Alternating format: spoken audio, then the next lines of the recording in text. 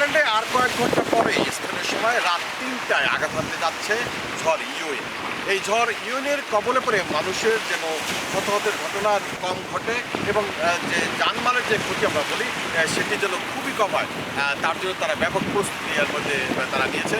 বিশেষ করে দেশটির স্বাস্থ্য বিভাগ, নিরাপত্তা বিভাগ এবং সড়ক বিভাগ তারা সমন্বয় হয়ে একটি টিম গঠন করে দেশটির বিভিন্ন জায়গায় কাজ করছে দেশটির সিটি কর্পোরেশনগুলো। আমি সকাল থেকে বেশ কয়েকটি স্পটে ঘুরিয়ে দেখিয়েছি, তারা সমুদ্র তীরবর্তী যে জায়গাগুলি সেই জায়গাগুলি তারা নিরাপত্তা বেষ্টনী দেওয়া এবং জলোচ্ছ্বাসে যেন প্লাবিত না হয় অনেক সড়ক, সেজন্য তারা সেই ব্যবস্থা তারা করেছে। দেশটিতে ইতিমধ্যে লাল সতর্কতা জারি করা হয়েছে।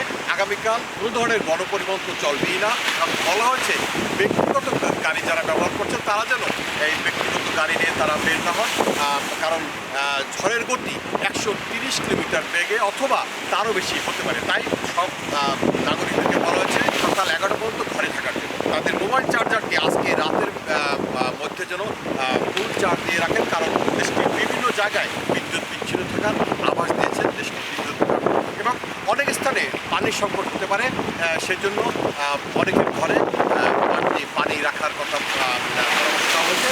তো আগামীকাল 11টার পরে অনেক স্থানে যেসব কাউন্টিতে পরিস্থিতি অপরিবর্তন থাকতে পারে সেসব তারা আজকে রাতে তারা আপডেট দেবেন।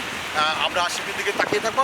দেশটির স্বাস্থ্য বিভাগ তারা বলছেন যে কোনো প্রয়োজনে 999-এ ফোন দেওয়ার জন্য দেশটির স্বাস্থ্য বিভাগের বেশ কয়েকটি টিম তারা বিভিন্ন পয়েন্টে তারা কাজ করবেন আমাদেরকে তারা জানিয়েছেন। রাত 3টায় যে ঝড়টি হবে এই 3টা থেকে একটানা 8 ঘন্টা চলবে এই ঝড়ের তাণ্ডব। আবহাওয়াবিদরা ধারণা করছেন আয়ারল্যান্ডের ইতিহাসে সর্বগ্রাসী এই তাণ্ডব চালাবে ঝড় ইউইন। তাই প্রতি বছরের চেয়ে আয়ারল্যান্ড, আপনারা জানেন যে আয়ারল্যান্ডের আটলান্টিকের তীরবর্তী একটি দেশ, 3 দিকেই আয়ারল্যান্ড আটলান্টিকের বেষ্টিত। এই দেশটি প্রতি বছরই জলোচ্ছ্বাস ঘূর্ণিঝড় হয়ে থাকে, তবে এবার তারা ধারণা করছে সবচেয়ে বেশি মাত্রায় ঝড়ের গতি থাকবে এবং ক্ষয়ক্ষতির পরিমাণও আগের সব রেকর্ড ছাড়িয়ে যাবে। আগামীকালের ঝড়ের আপডেট পেতে আপনারা সময়ের সাথে থাকুন। আয়ারল্যান্ড থেকে আমি সৈয়দ জুয়েল, আটলান্টিকের তীর থেকে।